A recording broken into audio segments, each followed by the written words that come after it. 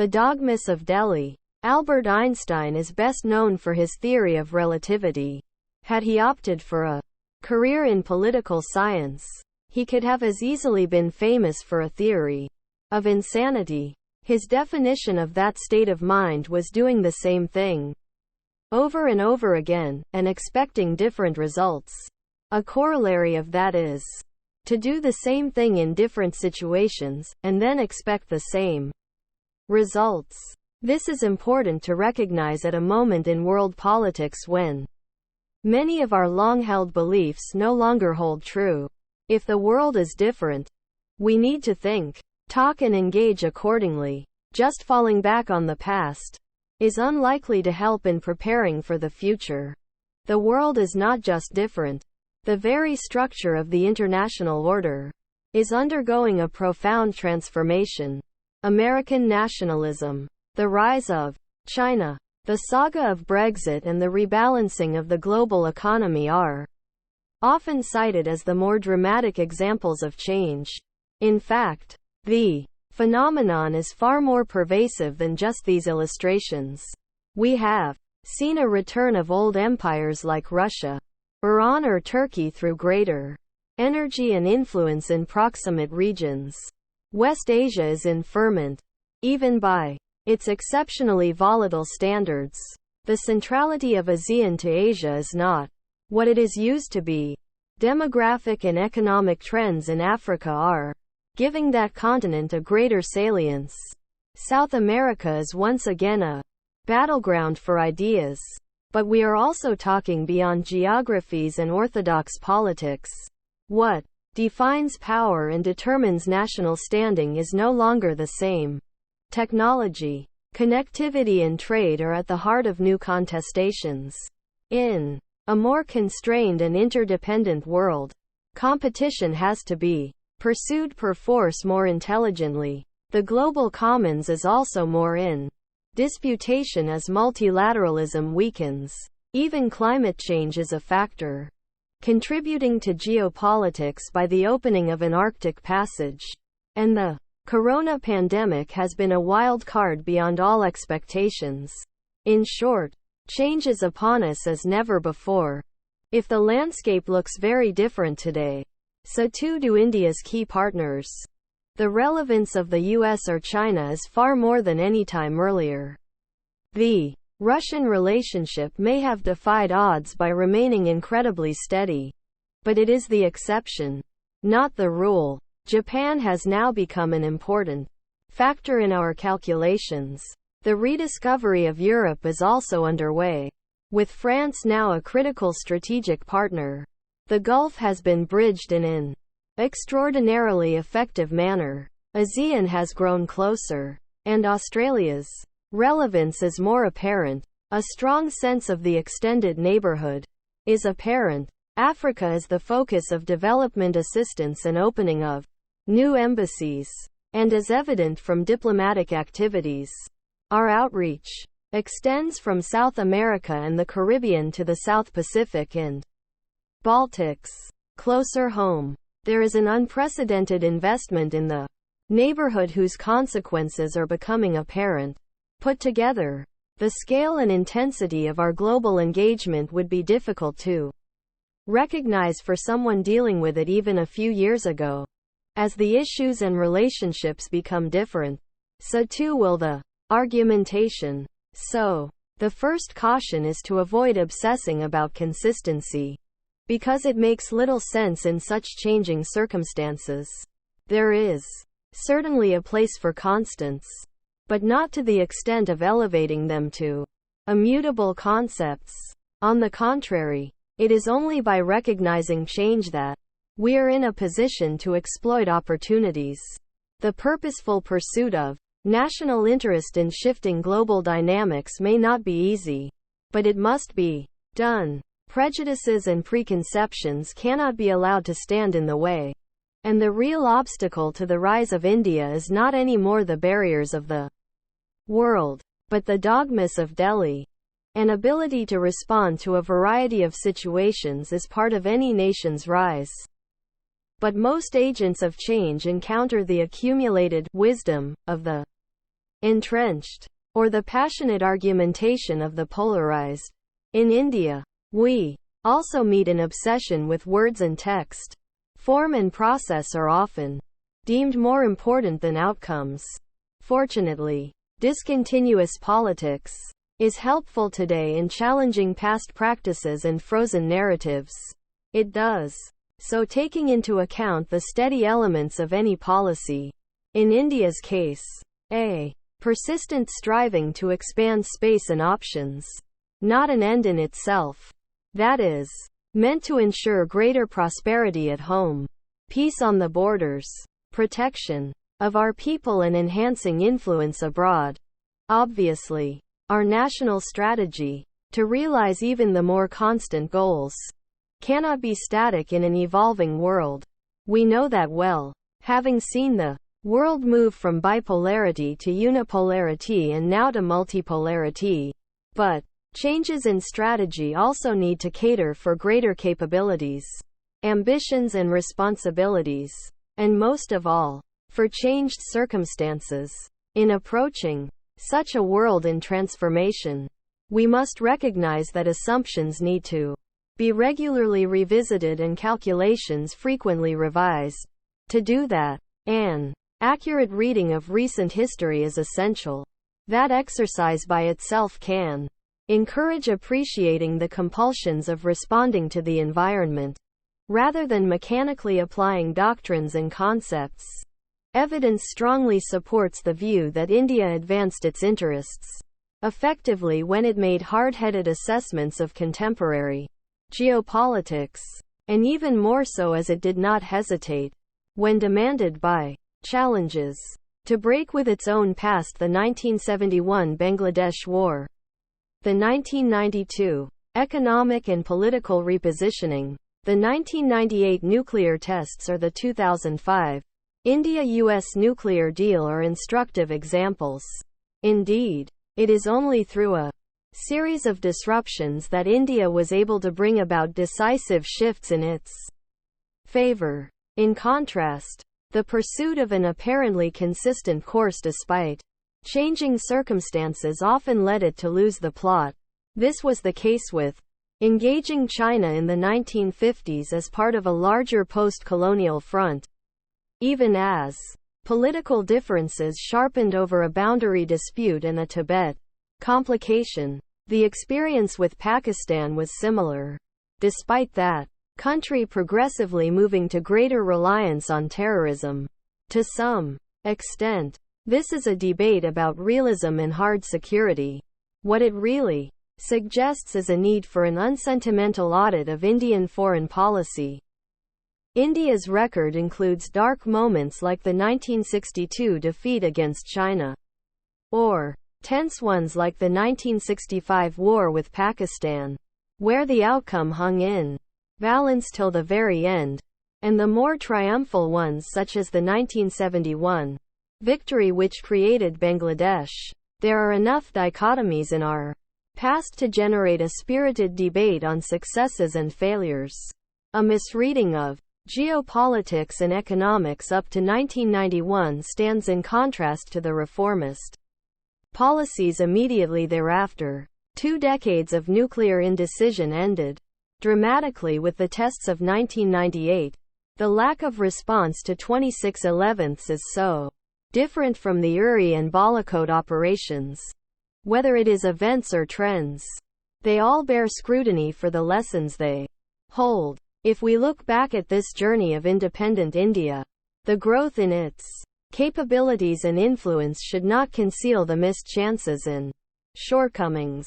The roads not taken may often be an exercise in imagination, but equally, they are a sign of honest introspection. A power that is serious about self-improvement should not shrink from such an undertaking. How has Indian foreign policy evolved since independence? Understanding that is done best by dividing into 6 phases, each a response to a different global strategic environment. The first phase, from 1946 to 1962, could be characterized as an era of optimistic non-alignment. Its setting was very much of a bipolar world. with camps led by the US and the USSR. India's objectives were to resist the constraining of choices and dilution of its sovereignty as it rebuilt its economy and consolidated its integrity. Its parallel goal, as the first of the decolonized nations, was to lead Asia and Africa in a quest for a more equitable world order. This was the heyday of Bandung and Belgrade, the peak of Third World solidarity. It also saw energetic Indian diplomacy from Korea and Vietnam to Suez and Hungary. For a few years, our position on the world stage seemed assured. The 1962 conflict with China not only brought this period to an end, but in a manner that significantly damaged India's standing. The second phase, from 1962 to 1971, is a decade of realism and recovery. India made more pragmatic choices on security and political challenges. While addressing a paucity of resources, it looked beyond non-alignment in the interest of national security, concluding a now largely forgotten defense understanding with the U.S. in 1964. External pressures on Kashmir, especially from the US and UK, mounted in this period of vulnerability. The global context remained bipolar, but it now saw the emergence of limited cooperation between the US and USSR. South Asia happened to be a particular area of convergence, and Indian diplomacy had to face the superpowers together, as it did in 1966 in Tashkent. It was also a period when domestic challenges were particularly acute, ranging from political turbulence to economic distress. But for our purposes, what is important is that even though the stress levels were higher, we came through an anxious period without great damage. The third phase, from 1971 to 1991, was one of greater Indian regional assertion. It started with the decisive dismantlement of an India-Pakistan equivalence through the creation of Bangladesh, but ended with the IPKF misadventure in Sri Lanka. The larger environment by now was dramatically different, with the Sino-Us Rapprocheman of 1971 upending the strategic landscape, the Indo-Soviet Treaty, and the adoption of more pro-Soviet positions on international issues were India's response to this challenge. It was a particularly complex phase as the US-China-Pakistan axis, which came into being at this time, seriously threatened India's prospects. While there were many long-term consequences from it, the shift in India's posture arose more from other factors. The collapse of the USSR, its close ally, and the not unconnected economic crisis in 1991 compelled us to look again at the basics of both domestic and foreign policy. The dissolution of the USSR and the emergence of a unipolar world characterized the fourth phase. It encouraged a radical rethink in India on a broad range of issues, and it shifted focus to safeguarding strategic autonomy. If India opened up economically more to the world, its reflection was also evident in new diplomatic priorities and approaches.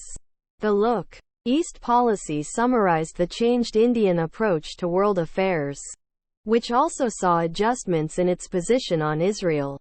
This is a period where India reached out to engage the US more intensively. Yet it did so while protecting its equities in critical areas. This quest for strategic autonomy was particularly focused on securing its nuclear weapon option, but also visible in trade negotiations. By the turn of the century, enough had happened for India to now shift gear again and move to a higher level. After 1998, it was now a declared nuclear weapon power. Had fended off Pakistan's military adventurism again at Kargil in 1999. Generated enough economic growth to be of global interest. And managed well a US that was focusing more on developments in Asia and the consequences of Islamic fundamentalism. This more competitive environment opened up new windows of opportunity for India, especially as the US found it difficult to maintain the same degree of unipolarity. As a consequence, India discovered the benefits of working with different powers on different issues. This fifth phase is one where India gradually acquired the attributes of a balancing power. Its relevance to the world increased, as did its ability to shape outcomes. It is reflected in the India-US nuclear deal as well as a better understanding with the West. At the same time, India could also make common cause with China on climate change and trade, and consolidate ties with Russia while helping to fashion BRICS into a major forum. This was, in some senses, again a period of opportunity where India moved the global needle by taking new positions. A number of developments came together to change calculations by 2014. Initiating the sixth phase. To begin with, China gathered more momentum, and the terms of engagement it offered to the world progressively hardened. Balancing works best during a period of transition and was, therefore, inevitably mitigated as new realities took root. At the other extreme, the American trumpet sounded uncertain. U.S. resource limitation was aggravated by risk aversion in the aftermath of the Iraq War, declaring an Afghan withdrawal and displaying growing tepidity in the Asia-Pacific sent messages well beyond the immediate issues. For its part, Europe turned increasingly inwards, not appreciating that political agnosticism would have its own cost. Japan's efforts to acquire a greater say continued to unfold. Only gradually, the full impact of the 2008 financial crisis and global economic rebalancing also made itself felt in a variety of ways. As the world saw a wider dispersal of power and more localized equations, it was evident that multipolarity was now seriously upon us. Clearly, this called for a very different approach than practicing politics with a more limited set of dominant players. Faced with these developments and assessing the state of global regimes and coalitions, India chose to turn to more energetic diplomacy. It did so, recognizing that we were now entering a world of convergences and issue-based arrangements. This awareness was accompanied by a growing sense of its own capabilities. What it has brought out is not just the limitations of others, but the expectations the world has of India. That we have emerged among the major economies of the world is one factor, though admittedly the most important. The relevance of our talent to global technology is another, one likely to grow. Our ability to shoulder greater responsibilities at a time when the world is more reticent is also evident. Equally significant is a willingness to shape key global negotiations, such as in Paris on climate change. The investment of greater resources in development partnerships with countries of the South is also noteworthy.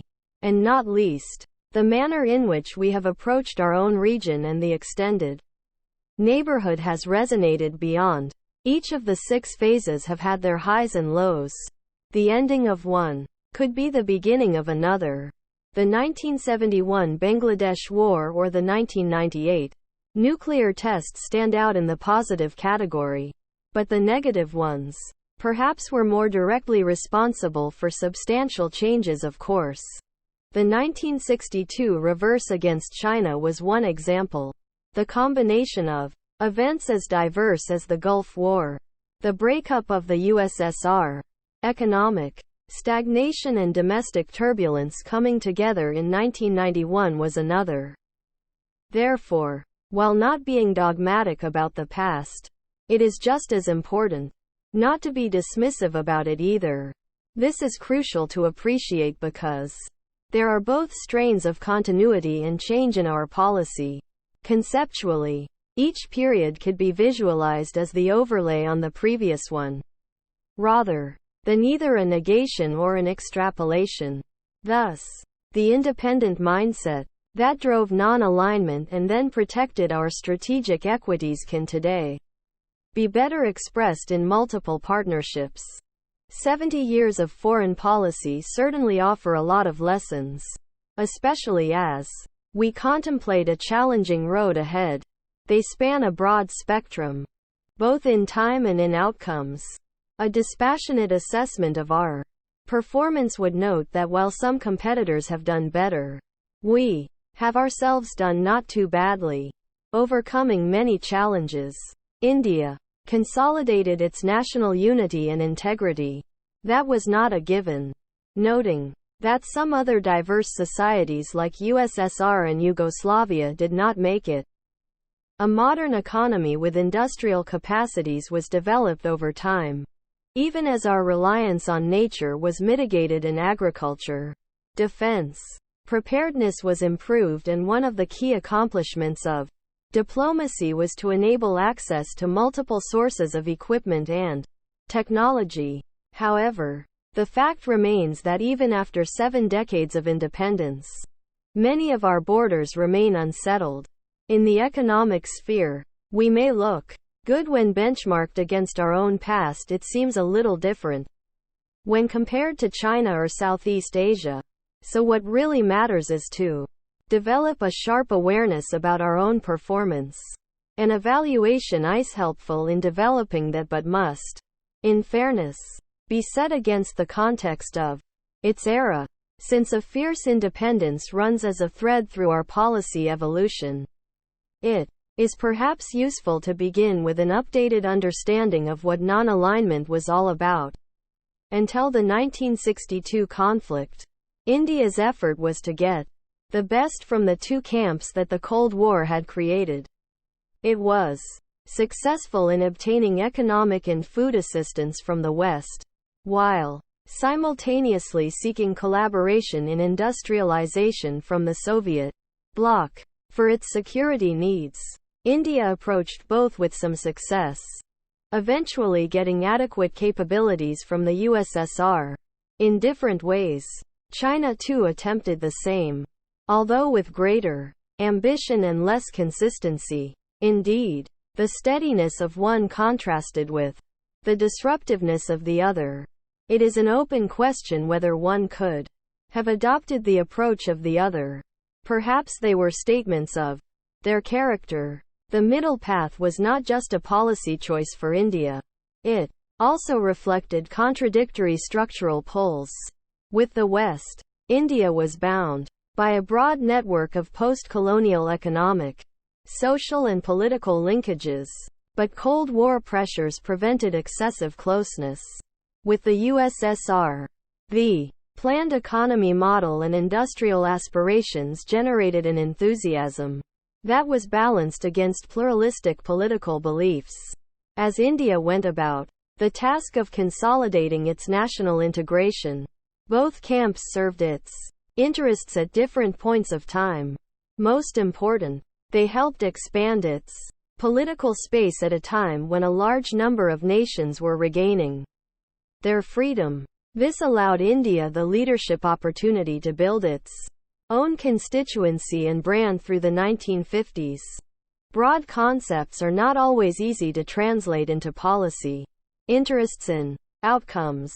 Non-alignment was no exception to the rule. India's engagement with the West was heavily Eurocentric and did not cater adequately for the new American primacy. This contrasted with the determined cultivation of the new superpower by the Pakistani elite. Differences with the U.S. in the larger global arena also helped solidify American support for Pakistan to a point where that country eventually reached a tactically superior position in 1965. At the other end, the political opening with the USSR provided early harvest, including support in the UN on Jammu and Kashmir. Its defense dimensions took more time to unfold, but the USSR's ideological linkages with China continued even when under strain, thereby limiting its role in the 1962 events. In an interesting way, Non-alignment also impacted the bilateral-multilateral balance of Indian diplomacy. The pursuit of a global profile sometimes came at the cost of narrower national interests. Eventually, an obvious exercise in increasing international influence ended up as a fatal diversion. The commitment of key players to UN duty in 1960 during Nehru's visit to Pakistan and again in 1962 as the China front deteriorated spoke volumes on Indian priorities. The moment of truth, of course, was the 1962 conflict itself. Both its preparations and actual conduct affirmed the inadequacy of India's understanding of power. We tend to assume that the events in the period leading up to 1962 were predestined. In fact, the narrative of a betrayal was designed to mitigate responsibility for a policy disaster at the highest levels. It took such deep root that the subsequent demonization of China has stood in the way of an objective analysis of India-China relations in this period. Independent of the justification for boundary claims, there are some issues that need to be addressed in the context of India's larger posture vis-a-vis China.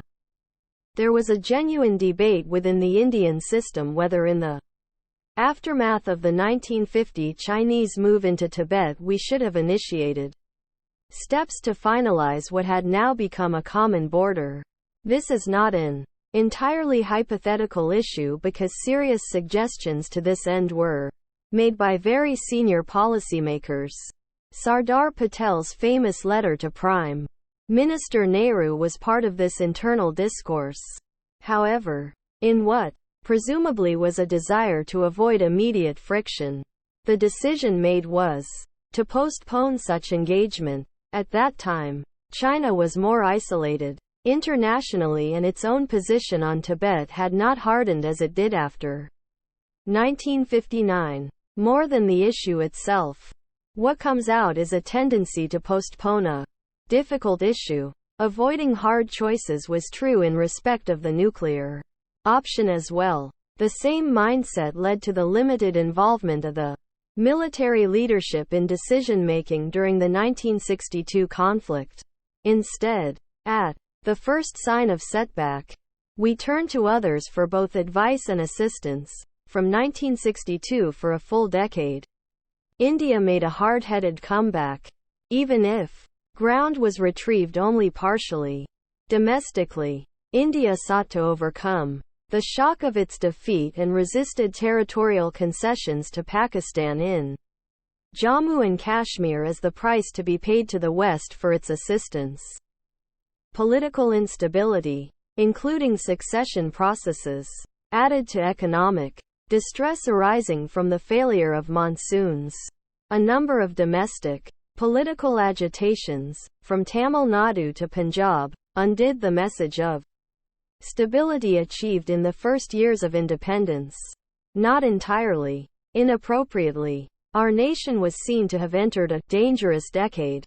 The world itself was still very much bipolar, but the two superpowers now had a common interest in working to check China. Significantly, India was one of the key focal points of this shared endeavor. While the China front remained relatively stable for India, not least because that country slid into the Cultural Revolution, the Pakistan one became increasingly dangerous, culminating in the 1965 conflict. The superpower condominium was very much at work in forcing on India a difficult compromise at Tashkent. Economic difficulties aggravated and American pressures mounted on the Vietnam question as India also saw a Soviet overture to Pakistan that represented its reading of the subcontinental reality. This period came to a head with two extraordinary events of realism that were cause and consequence.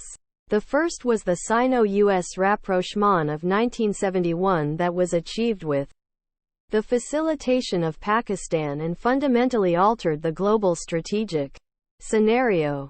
The second was a response of two directly affected parties that came in the form of an Indo-Soviet treaty. For India, it represented a compromise between non-alignment and strategic security. The precipitating factor was, of course, the decisions of a Pakistani leadership that eventually led to a conflict with India.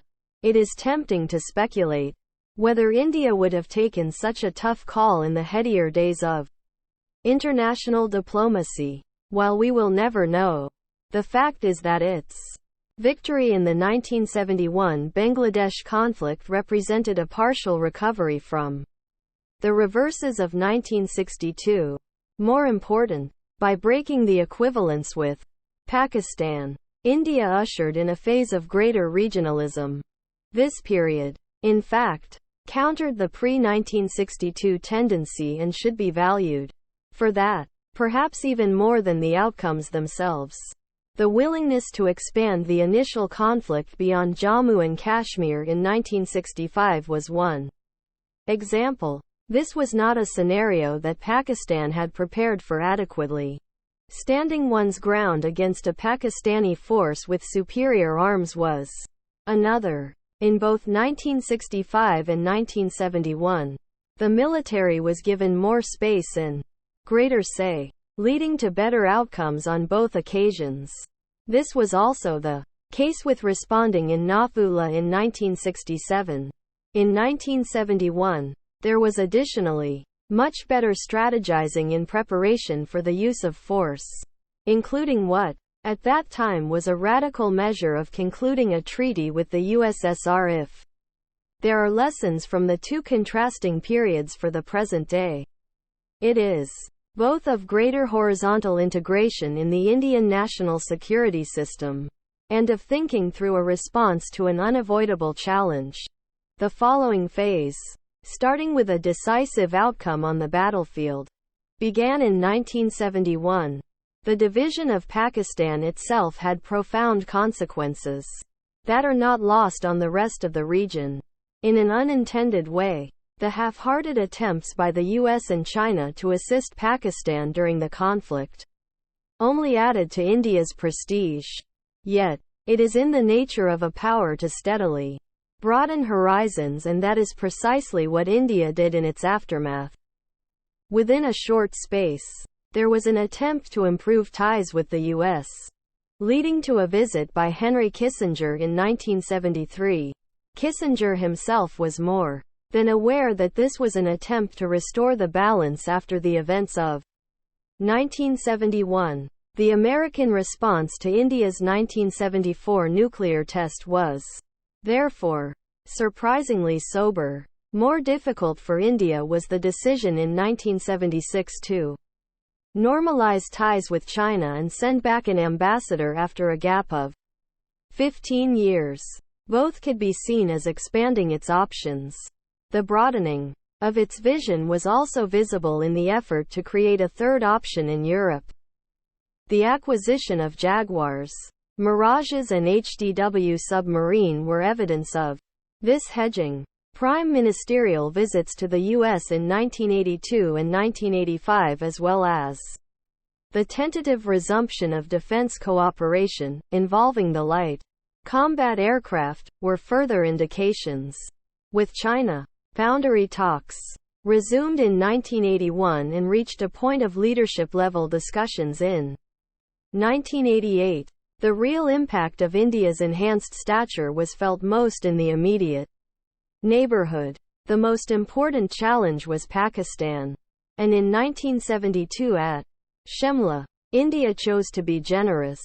It was not that there was an absence of international pressure, including from the USSR itself. There was also a natural desire to shape the direction of Pakistani politics. But given the cards it held, even contemporary observers were surprised at the outcome. It took some time for the negative implications to unfold. But even as they did, India's assertion of its interests was more forceful than in the past. A decisive move on the Siachen Glacier dealt with a growing concern with Sri Lanka. Anxiety at the ethnic conflict was sought to be translated into a settlement guaranteed by India. That the initiative went wrong is a different matter. Undertaking it in itself was an act of no small confidence. When Maldives was attacked by mercenaries, India chose to respond by sending in troops in consultation with other powers. Whether it was in respect of South Asia or China, India moved to defend its equities in national security. A diplomatic campaign was also waged to limit the presence of extra-regional navies in the Indian Ocean. The overall picture emerges of a growing regional power protective of its interests, but also more hopeful about creating a responsive neighborhood. This is not to suggest that things went India's way all through this period. The assassination of Sheikh Mujib in Dhaka in August 1975 significantly neutralized the gains of 1971. The politics of the Cold War also combined with Pakistan's mobilization of the Islamic world to block India at the Security Council elections of 1975. The Chinese attack on Vietnam in 1979 temporarily halted the correction in India's policy and perhaps undermined a serious overture in the making. The Soviet occupation of Afghanistan was even more complicating because it unleashed a new round of American military support for Pakistan. Indeed, this round was particularly devastating because it tapped into a larger Islamic fundamentalist resurgence. Sino-Pakistani collaboration that had receded when China was preoccupied with the Cultural Revolution also came back into play. Its three key elements were the physical link-up between the two countries through the Karakoram Highway in 1979, the intense nuclear and missile collaboration, and the coordination in respect to operations in Afghanistan. All of them have consequences to the present day for India. Almost as significant was China's decision to change its position on the boundary negotiations in respect of the eastern sector. The renewed enmity of Pakistan combined with the hostility of the West on the Afghan issue also provided fertile ground for the external growth of the Khalistan movement. In terms of its sources of support, India was stuck with the Soviet presence in Afghanistan, which was a no-win situation in all circumstances, as the USSR came under pressure at the same time as India. The two countries became bound to each other even closer. For India, what started as an effective exploitation of a global contradiction ended as an impasse of some consequence. The 1980s perhaps offers even more insights than the 1960s, mainly as it saw transformational events. Three of them merit special attention. Afghanistan as a reading of global politics, Sri Lanka as the challenge of boots on the ground, and China as the benefit of playing contradictions. The most consequential, without doubt, was the Afghan Jihad. Looking back, it appears that India misjudged the extent to which Western countries would utilize it to damage the USSR. More relevant, the intensity of their support created the window for Pakistan to go through with its nuclear program. It could be argued that India had little choice in the matter even if it had read the situation better. But it did take a full generation to put behind us the consequences of these events. Today, some vicarious satisfaction can be derived from the fact that the first jihad has come back to haunt Western countries. But the strategic damage of this period is difficult to overstate. As for its catastrophic impact on the USSR, this was truly a black swan. One not foreseen even by the most experienced analysts of that era. The second issue, which has got less attention than it deserves, was the peacekeeping intervention in Sri Lanka. The US had gone through a similar experience in Lebanon just a few years earlier. The question relates to the deployment of boots on the ground abroad. Fingers can be pointed in many directions, including limited comprehension of local attitudes and interests, lack of preparation, paucity of intelligence and counterinsurgency tactics. Interestingly, in the same period, Indian forces displayed great grit and determination in fighting off secessionist forces in Punjab and Jammu and Kashmir. As these memories recede and calls for deployment abroad recur from time to time, it is imperative that India carefully weighs the compulsions with its costs. China's rise is especially instructive for India.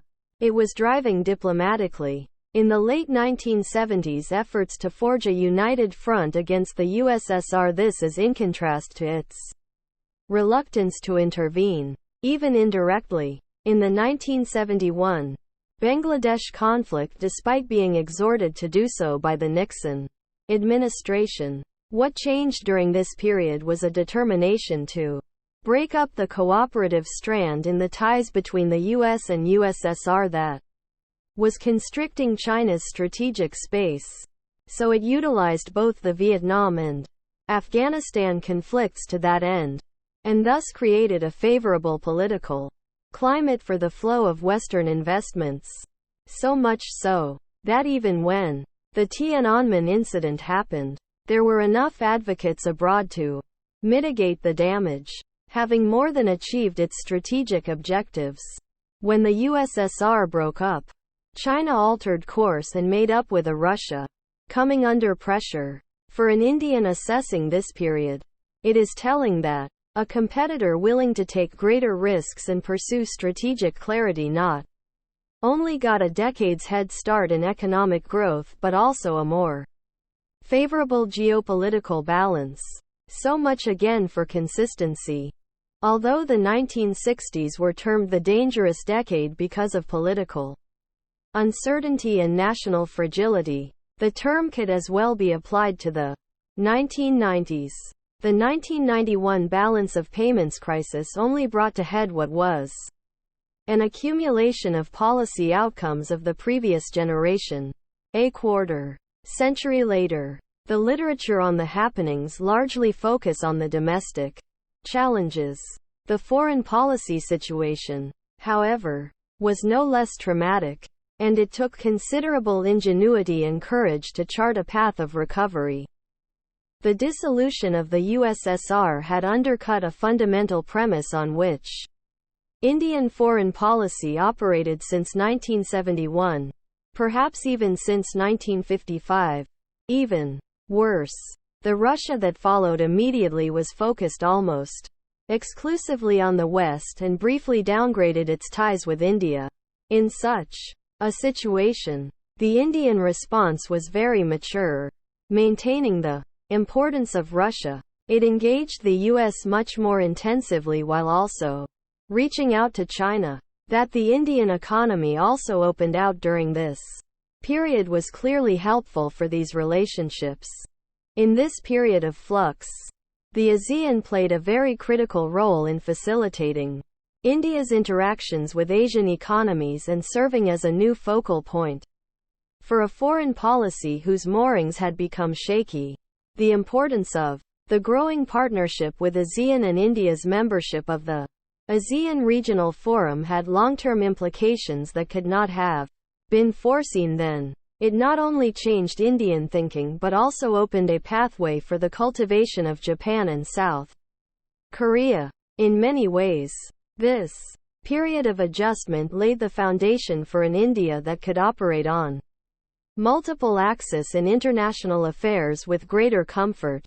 This phase may have unfolded as India sought a way out of a difficult predicament when the postulates of its foreign policy were called into question. But it developed in due course into a larger defense of its strategic autonomy. Interestingly, it was when the polity was under real stress that its red lines acquired clarity. Even internally, the first pressure point was on the nuclear weapon option, and the initial challenge was to continue developing it without an open confrontation. The manner in which the comprehensive Test Ban Treaty was framed finally left India with no choice but to eventually exercise its weapon option. Similar challenges in safeguarding economic and developmental interests in the face of Western demands were evident in the negotiations on the TRIPS and the Kyoto Protocol, a domestic issue that added to India's vulnerability.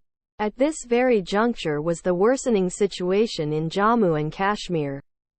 Attempts to internationalize that and a threatened shift in the long-standing U.S. position caused considerable concern. It is to the credit of that generation of leadership that a difficult predicament was resolved, with considerable finesse. In some cases, long-pending course corrections, such as upgrading relations with Israel, helped. Through a combination of adjustments and initiatives, India's positioning at the end of the decade improved visibly, as indeed did its economy. The nuclear tests of 1998 and the declaration of weaponization stands out as a landmark, since this not only decisively resolved a persistent dilemma but also provided the attributes later on of a leading power. The delay in doing so did permit Pakistan to equalize, but that country's political and economic shortcomings diminished the value of that step. A year later, the Kargil conflict provided an opportunity to address the Pakistani challenge again and do so with a demonstrated sense of responsibility. In the same period, the spread of the Internet economy created a new bonding with the U.S. and established India firmly in global circles as a tech power. The promise of Russia's revival with the accession of President Putin concluded the century on a promising note for India. The international context at the beginning of the 21st century was, at first, one of continued unipolarity, even if signs of trouble began to surface.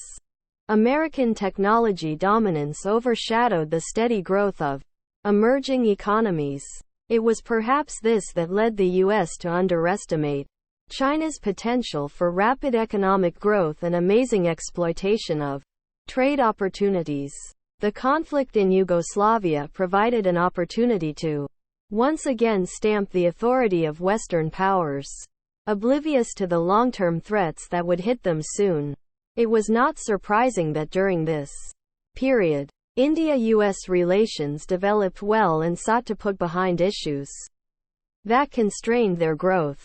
The Kargil experience enhanced confidence levels between them, and the awkwardly titled Next Steps in Strategic Partnership (NSSP) followed thereafter in 2004 to address export control restrictions more positively. In the aftermath of the 2005 Indo-US nuclear deal, this appears less bold than it was at the time, but it provided a vital step towards attempting a larger breakthrough on the nuclear issue.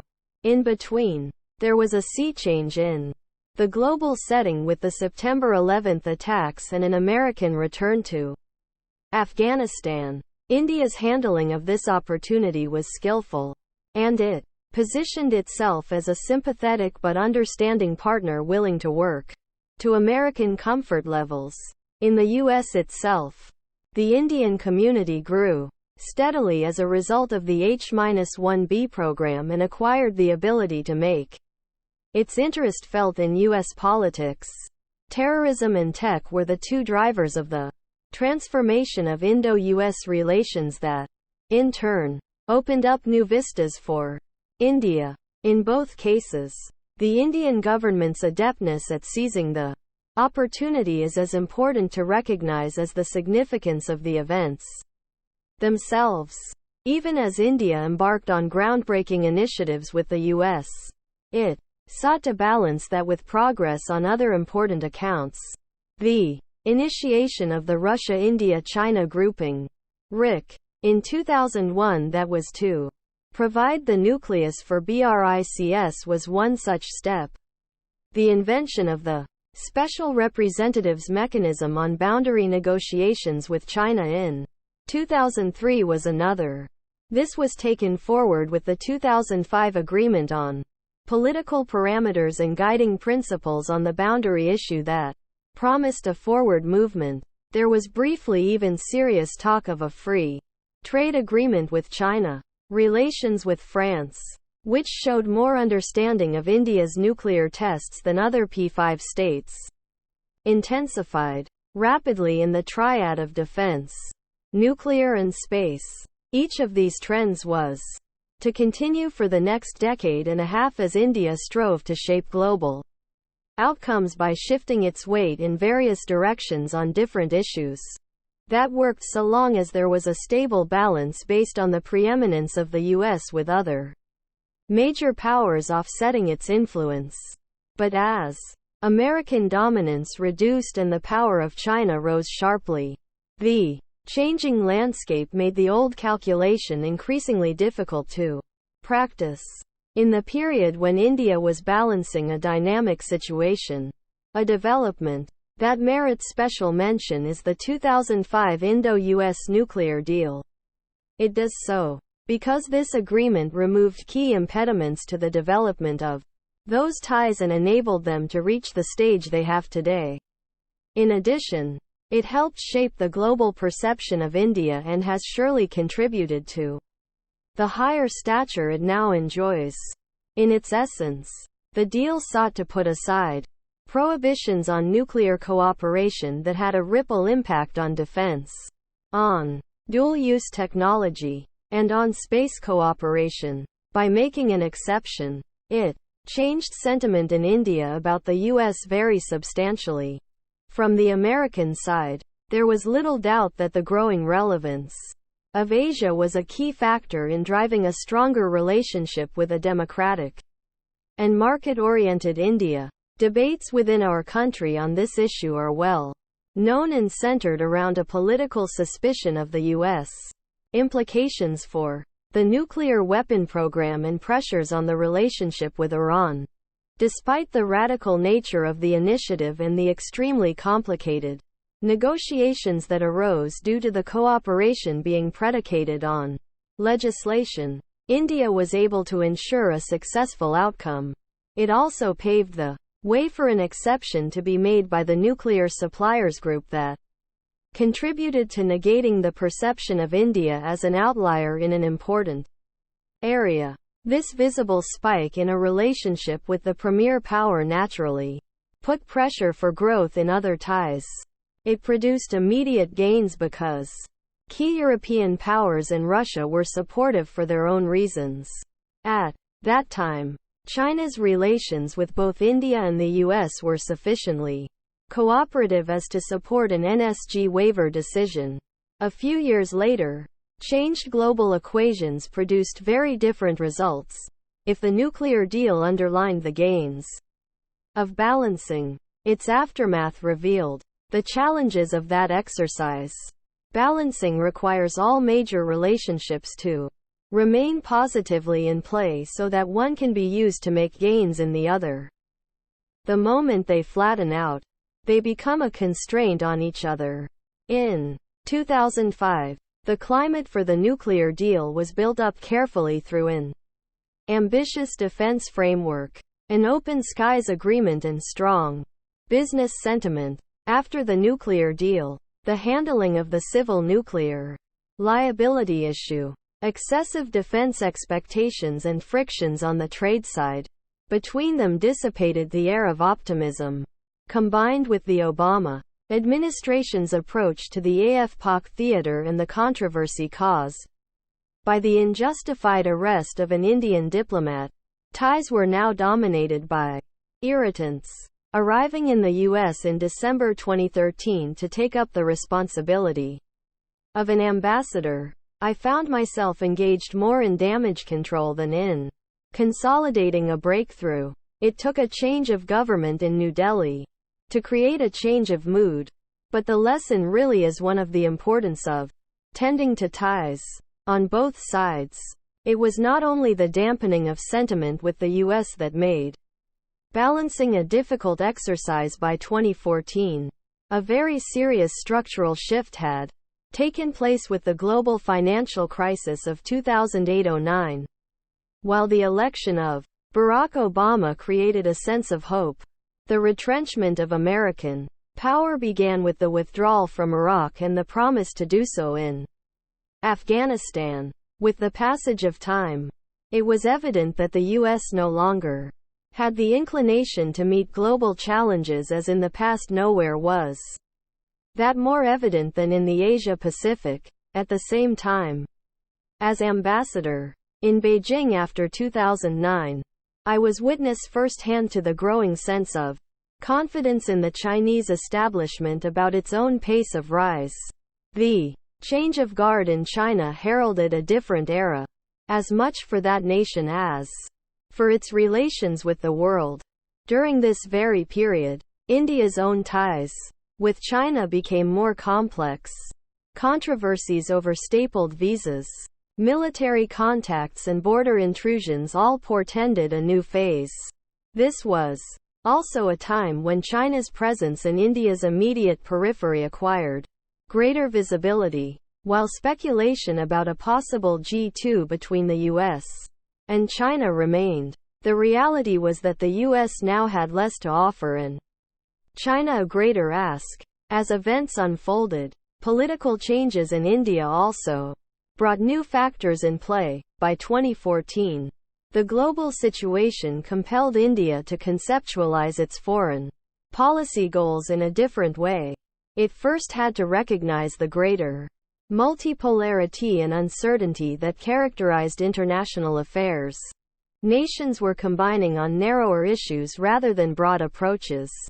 To a large extent, world affairs now looked like a global marketplace with less preconceptions and more transactions.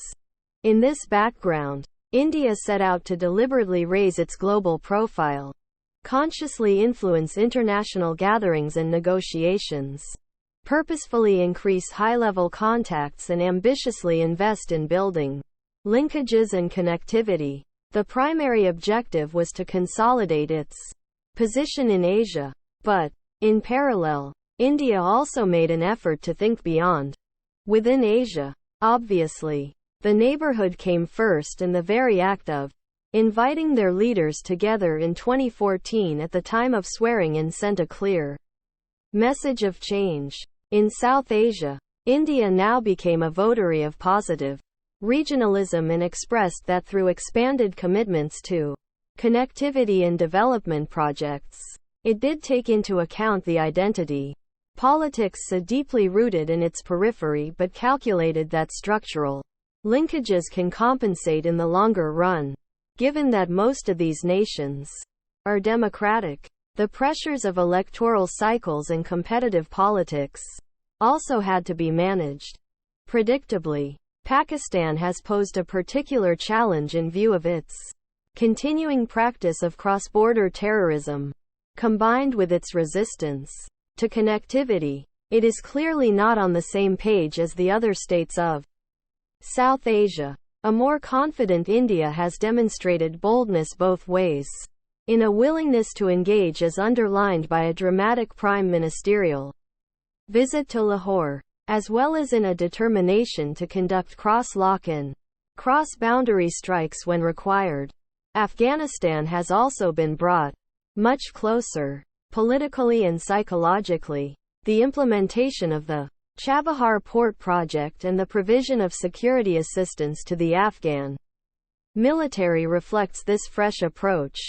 In keeping with its growing interests and aspirations, there is also now a stronger feel for the extended neighborhood, where Southeast Asia is concerned. The earlier Look East policy has been given greater teeth through stronger project implementation focus and turned into Act East. This has been dovetailed into a more determined development of its own Northeast states and coordinated with greater access and connectivity in Bangladesh.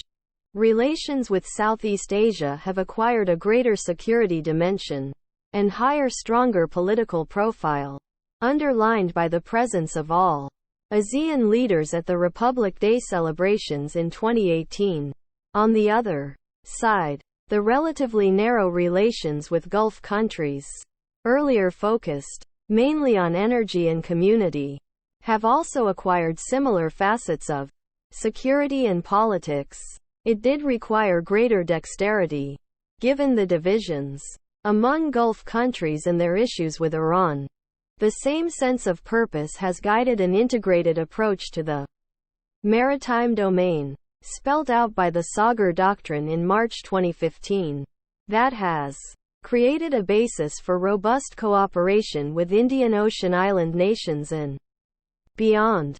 In recent years, India has concluded white shipping agreements with 17 nations, provided coastal surveillance radars to 8 of them, naval capabilities to 6, and set up an integrated fusion center for maritime domain awareness. It has extended soft lines of credit in the field of defense to 11 nations, deputed training teams to 11 as well, and offered capacity building to a large number of foreign militaries. Its hydrographic cooperation covers 5 countries in the Indian Ocean, and its 3 annual HADR exercises have helped it to mount 7 major operations in the last 5 years, stretching from Fiji to Yemen and Mozambique. The reality is that in maritime policy too, India could succeed in doing more with less.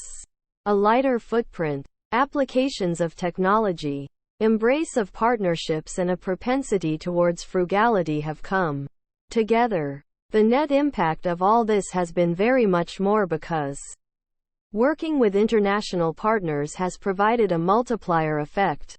Africa has also started to be treated as the neighborhood beyond the horizon.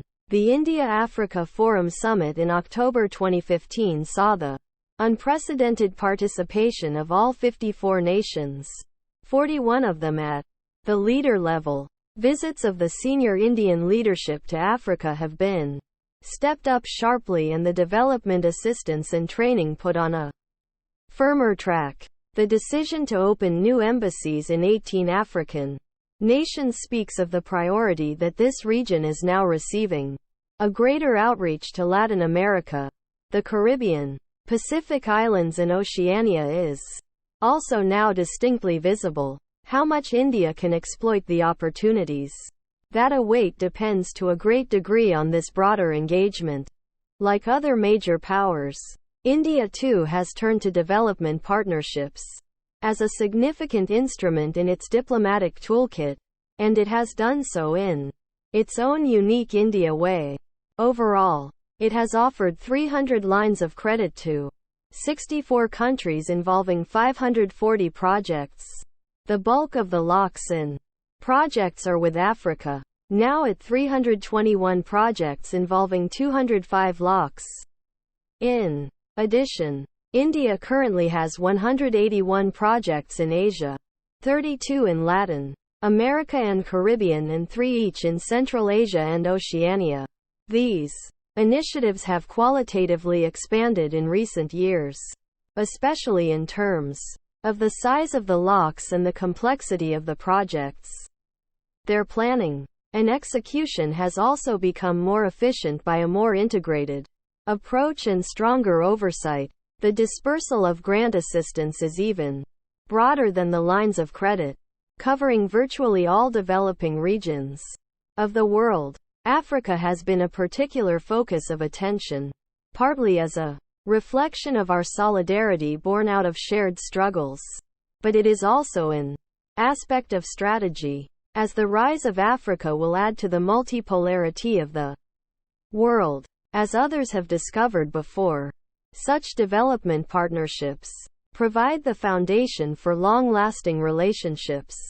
Prominent Indian-supported projects cover the power sector in Sudan, Rwanda, Zimbabwe and Malawi, water in Mozambique, Tanzania and Guinea, health in Côte d'Ivoire, Guinea and Zambia, sugar plants in Ethiopia and Ghana, cement in Djibouti and Republic of Congo, and government buildings in the Gambia and Burundi. In fact, in several African countries, some of the manufacturing plants we have set up are truly the first of their kind. This steady growth in Indian interests in Africa is reflected in an expanded footprint and a deeper engagement. 51 out of 54 nations of that continent host such development projects, while the training collaboration covers 10,000 Africans annually. 2 digital initiatives are Also on a pilot mode in Africa today, the e-Vidya Bharati Distance Education and the e-Arogya Bharati Distance Health. More than the cooperation itself, this aspect of India's foreign policy underlines its progressive emergence on the global stage. The lessons of the past can be captured in 5 baskets of issues. The first relates to the need for greater realism in policy, particularly in the phase of optimistic non-alignment, maybe even later. Our focus on diplomatic visibility sometimes led to overlooking the harsher realities of hard security. The early misreading of Pakistan's intentions can perhaps be explained away by lack of experience, but the reluctance to attach overriding priority to securing borders even a decade later is much more difficult to justify. It was not that the challenges of 1962 were unanticipated. It was more that a diplomacy focused on world politics did not give it the primacy it deserved. Somewhere, there was an implicit but entrenched belief that India's high standing in world affairs was protection enough against global turbulence and competitive politics. It was, therefore, at some cost that we discovered that outcomes can be decided as much on the field as at conferences. This is a relevant takeaway even now, despite having entered a more constrained world. Interestingly, India did not shrink from the applications of force when required. Hyderabad in 1948 and Goa in 1961 are illustrative examples. As indeed is Kashmir when attacked by Pakistan. But having so strongly built up an image of a reluctant power, we also ended up influenced by our own narrative. Due to that, we also rarely prepared for security situations with the sense of mission that many of our competitors displayed. Discomfort with hard power was reflected in lack of adequate consultation with the military, most notably during the 1962 conflict. The creation of a Chief of Defense Staff half a century later shows how far we have traveled. Judgments of the past that overlooked security implications are also worth studying. An overemphasis on diplomacy also led to a lack of understanding of the behavior of other polities. The Cold War was seen more as an argumentation, when the reality was a ruthless exercise of power. There was also little awareness in the 1950s that we were dealing with a battle-hardened neighbor to the north, or of the strategic significance of Pakistan-occupied Kashmir. This approach to world affairs continued even thereafter. Thus, in 1972 at Shimla, India chose to bet on an optimistic outlook on Pakistan. However, it resulted in both a revanchist Pakistan and a continuing problem in Jammu and Kashmir, that it has taken us so long to link talks with Pakistan to. Cessation of terrorism speaks for itself. Without overstating the argument, a case can certainly be made for a more grounded Indian approach to international relations. The economic counterpart of these concerns constitutes a second basket. If one considers all the major growth stories after 1945, a common feature was the extraordinary focus that they put on leveraging the global environment for national development. China did that with great effect. Initially with the USSR and then with the US and the West, the Asian tiger economies practiced it as well, using Japan, the US and now China successively to build themselves. That is how India too approached its various relationships over the last 7 decades, but not always with the same single-mindedness. Nevertheless, much of India's industrialization and capacities in other domains were direct achievements of collaborations enabled by diplomacy. Steel, nuclear industry, higher education and computing are some examples. This held true even more for the post-1991 reform period and the shift eastwards of India's economic center of gravity. The interconnection between diplomacy, strategy and economic capabilities is, however, not always self-evident. As in security, it is important to distinguish between cause and effect.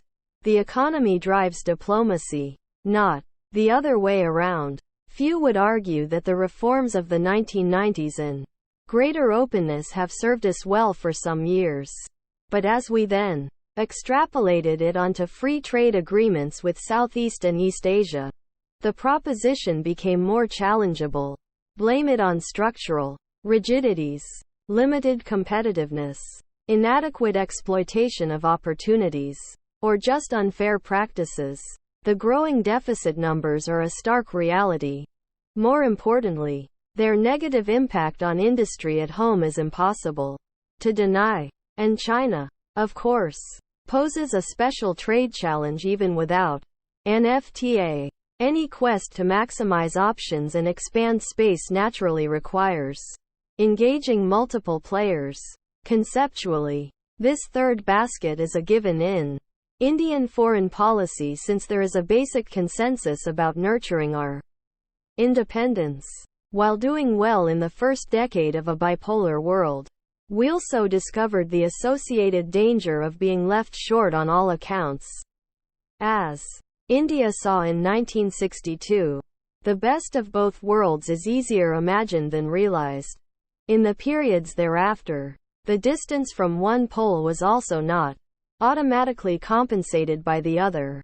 Sometimes, global circumstances require us, as in 1971, to lean on one side, just as China itself did in 1950 and 1971. As a general rule, extracting more from the international system depends on the bigger picture, and a zero-sum game cannot be an assumption. Indeed, a particularly disturbing scenario that nations like India and China faced in the 1960s was the prospect of the superpowers finding common ground. That is why the talk of a G2 even decades later created such deep unease again in so many quarters.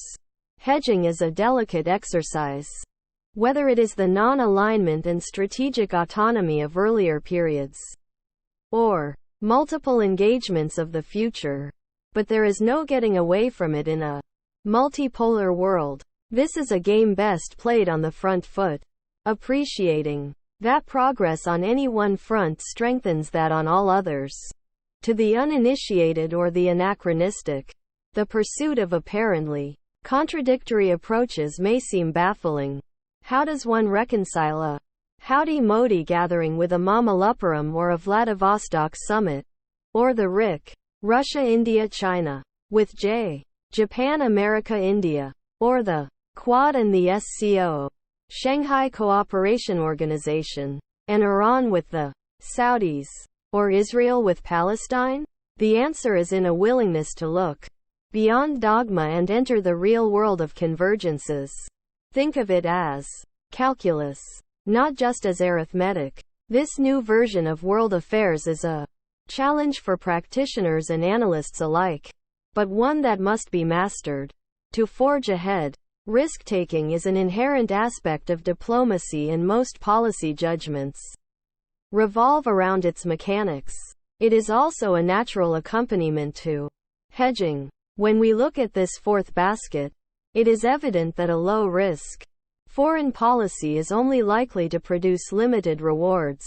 On occasions when India departed from this mode, some risks paid off while others did not. We laid out our broad approach as early as 1946 and developed that framework. As time went on, although India came under pressure in 1962 and 1971, it limited the compromises that it had to make and sought to revert to the earlier posture as and when it could. Over the course of its rise, it introduced new concepts and terms to deal with emerging issues, without necessarily abandoning the earlier ones. The cumulative impression was thus of a steady and middle-of-the-road approach that gathered greater substance as India's influence grew. Having noted that, the truth is that Ascending up the global ladder did require taking big calls. Whether conventional or nuclear, political or economic, not all risks are necessarily dramatic. Many just require the confident calculations and determined follow-through of day-to-day policy management. Their aggregate impact can result in a quantum jump in global positioning. To a certain degree, we see that happening today. The fifth basket is in a return to the primer. Reading the global tea leaves. Right. The foreign policy of all nations is set against the backdrop of global contradictions. They reflect an assessment of opportunities and compulsions, risks and rewards. Even if we are to get our immediate situation right, a misreading of the larger landscape can prove to be costly. In our own case, going to the UN on Jammu and Kashmir clearly misread the intent of the Anglo-American alliance and the seriousness of the Cold War. Years later, our early awareness about growing Sino-Soviet differences did not mature on our expected timelines.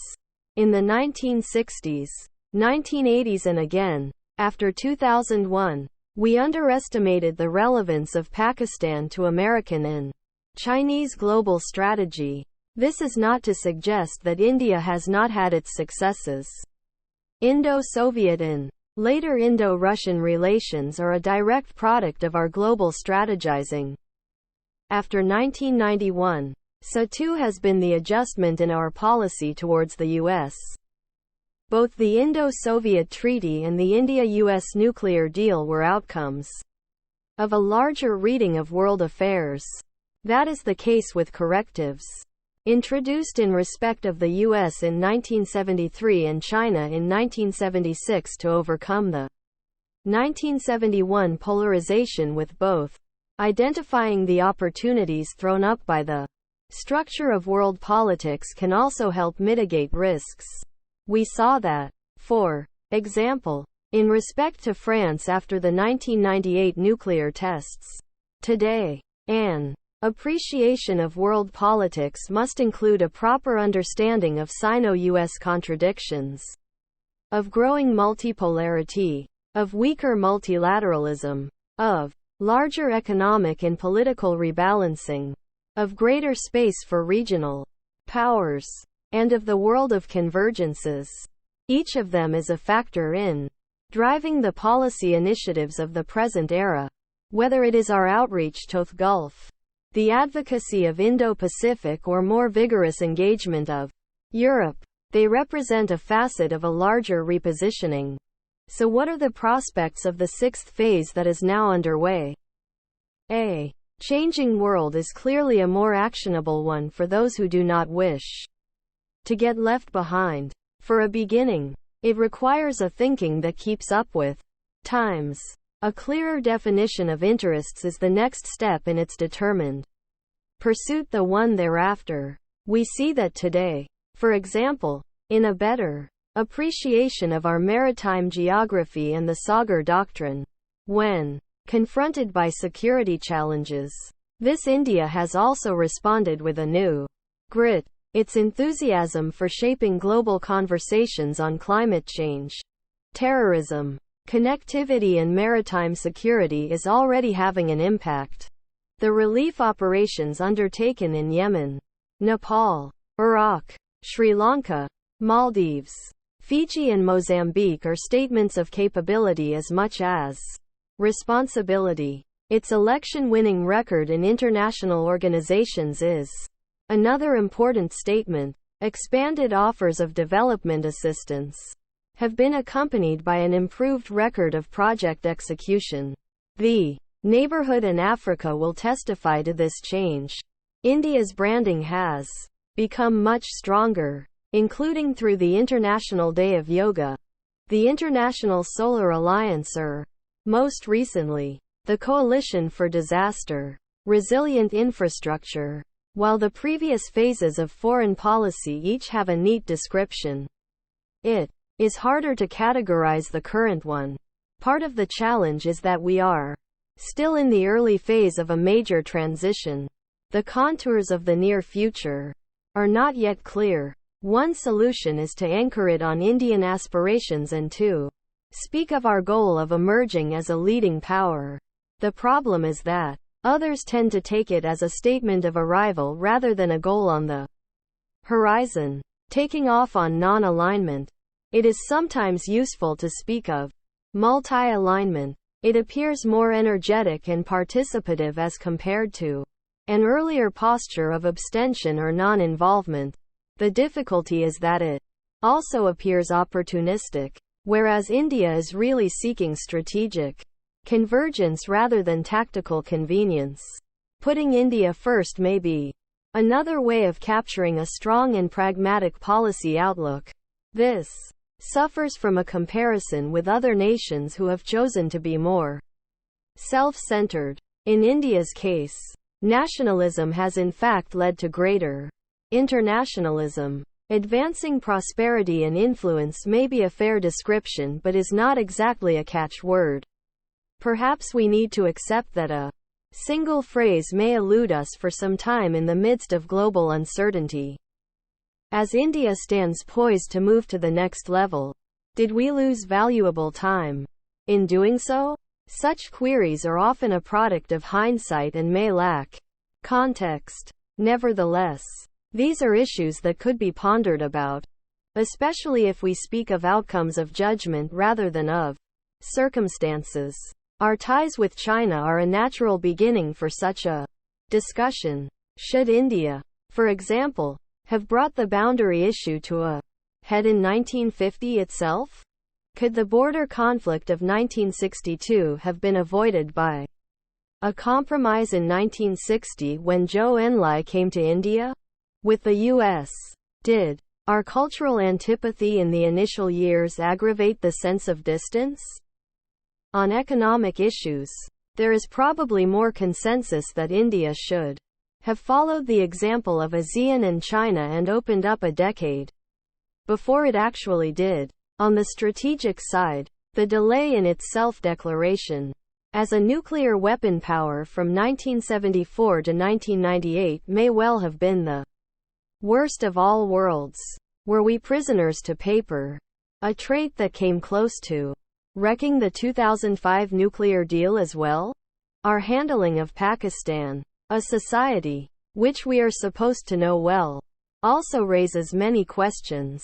These are not exactly theoretical situations and are cited to underline the contention that emergence as a leading power requires great pragmatism that can be further strengthened by more sophisticated narratives that help reconcile divergences. After all, our emphasis on sovereignty has not prevented us from responding to human rights situations in our immediate region, nor have the steps that India has taken to ensure its integrity and promote regional security, whether in Hyderabad, Goa, Sri Lanka or Maldives, made us less multilateral. Entrenched views are naturally strongest on the more perennial challenges. In the case of India, this relates most of all to Pakistan. Changes in thinking will trigger a debate, and that has been the case for the past few years. That fact is that we had allowed the narrative to focus mainly on a dialogue, when the real issue had become stopping cross-border terrorism. Dogma treats every new approach as an unjustified deviation. In the last 5 years, however, a different normal has developed and global conversations on cross-border terrorism have become more serious. Just look at the FATF as proof of this assertion. As we move decisively to combat separatism in Jammu and Kashmir, there is some talk of its internationalization and hyphenation of our ties with Pakistan. This is thinking from the past, reflecting neither the strength of India, the mood of the nation, or the determination of the government. Uninformed comments abroad on our internal affairs is hardly internationalization, and the reputational and real differences between India and Pakistan puts paid to any hyphenation effort. In reality, these fears are but a thinly disguised advocacy of inaction. Their intent, conscious or otherwise, is to legitimize a status quo that has now been overtaken by history. The balance sheet for India's foreign policy after 7 decades presents a mixed picture. National development is at the heart of any assessment, and it is difficult to quarrel with the view that there has been significant progress, but not enough. The comparison with what China achieved in the same period is sobering. Reading the big picture right and then operating in the international situation could have gone better. Instead, the mantra of unchanging foreign policy axioms has discouraged an honest review of our performance and the introduction of timely correctives. Diligence and debate have not been as rigorous as they should for an aspiring player. When combined with the hesitations of history, it has led to unexplored avenues and unrealized outcomes. We are now at the cusp of change. With more confidence, the pursuit of seemingly divergent goals and the straddling of contradictions are being attempted. Taking risks is inherent to the realization of ambitions. A nation that has the aspiration to become a leading power someday cannot continue with unsettled borders, an unintegrated region and underexploited opportunities. Above all, it cannot be dogmatic in approaching a changing global order. The world that awaits us not only calls for fresh thinking, but, eventually, a new consensus as well. Putting dogmas behind us is a starting point for that journey.